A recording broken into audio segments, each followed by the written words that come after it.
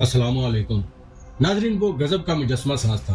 उसकी उंगलियों में महारत फड़फड़ाती और जब वो मट्टी गूंद कर उसको मुजस्मे की शक्ल देता तो लोग उसकी सफाई और खूबसूरती देखकर दंग रह जाते।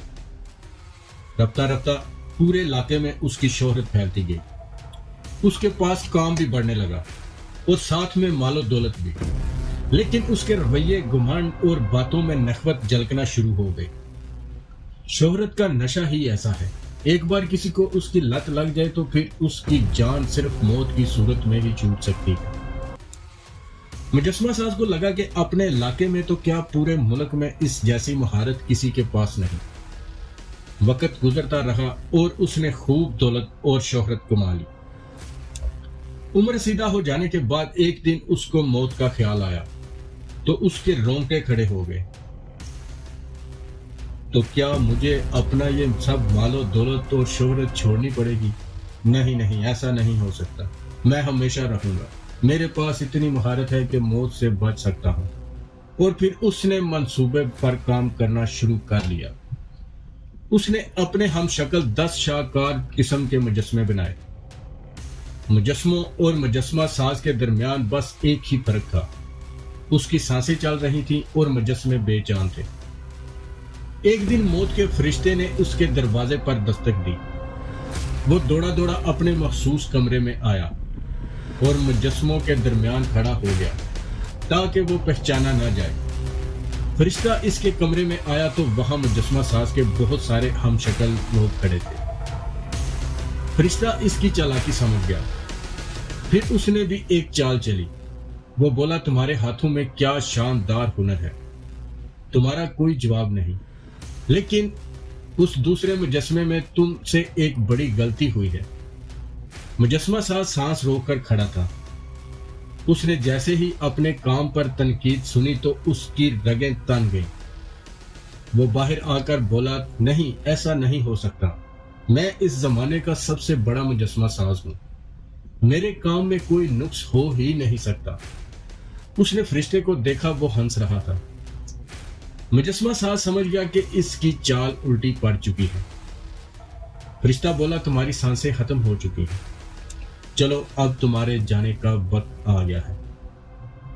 यह कहानी इंसानी अना, खुद पसंदी और मौत की हकीकत से फरार की नाकाम कोशिश की एक बेहतरीन अक्कासी है।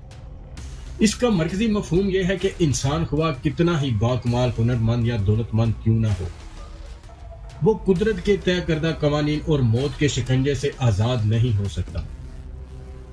नाज़रीन, कहानी का आगाज एक कैसे फनकार से होता है जिसका हुनर बेमिसाल है, लेकिन यही कमाल इसके लिए ज़वाल का सबब बन जाता है, क्योंकि वो अपनी महारत को अपनी ताकत समझकर गुरूर और तकब्बर में मुब्तला हो जाता है।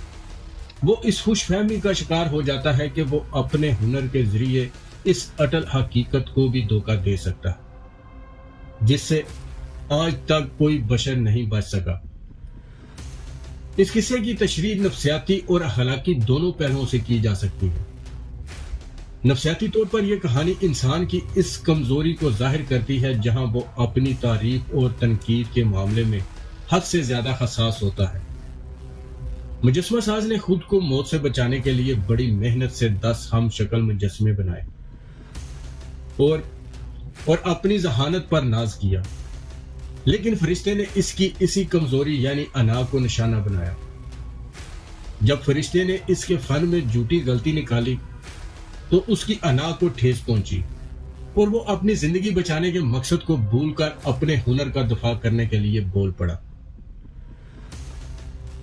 नाज़रीन, ये इस बात की अलामत है कि मगरूर इंसान अपनी जात की नफी बर्दाश्त नहीं कर सकता, चाहे उसकी कीमत उसे अपनी जान देकर ही क्यों न चुकानी पड़े। अखलाकी लिहाज से यह कहानी हमें आजिज़ी का सबक देती है। यह बताती है कि शोहरत और दौलत का नशा इंसान को हकीकत से दूर कर देता है और इसे यह एहसास दिलाता है कि वो नाकाबिले तस्हीर है।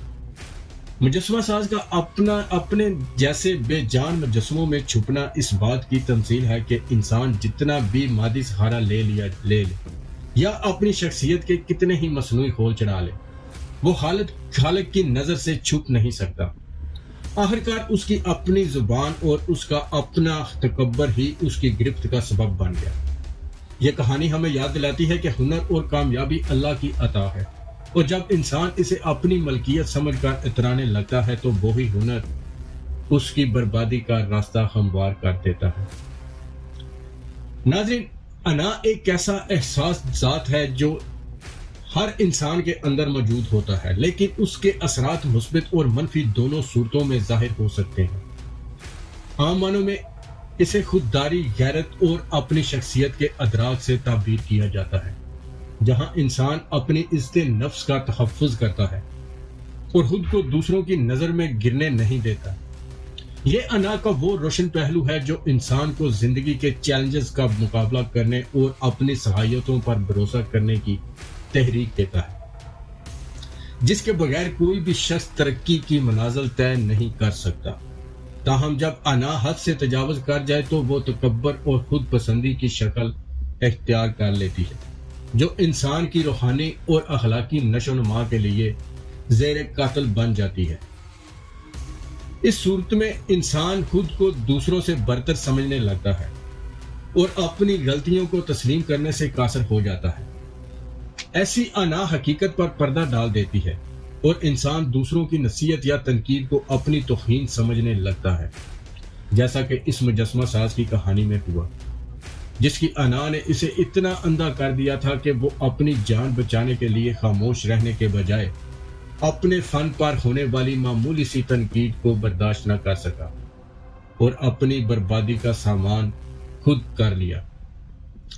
انا کا یہ تاریک پہلو انسان کو تنہائی کی طرف لے جاتا ہے، کیونکہ مغرور شخص دوسروں کو اپنے برابر نہیں سمجھتا اور رفتہ رفتہ وہ رشتوں کی مٹھاس اور سماجی تعلقات سے محروم ہو جاتا ہے۔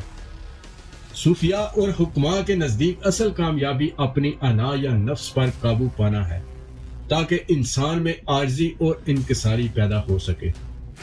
جب انا قابو میں ہو تو وہ شخصیت کو وقار بخشتی ہے، لیکن جب یہ انسان پر حاوی ہو جائے تو اسے حقیقت کی پہچان سے محروم کر کے خسارے کی کھائی میں گرا دیتی ہے۔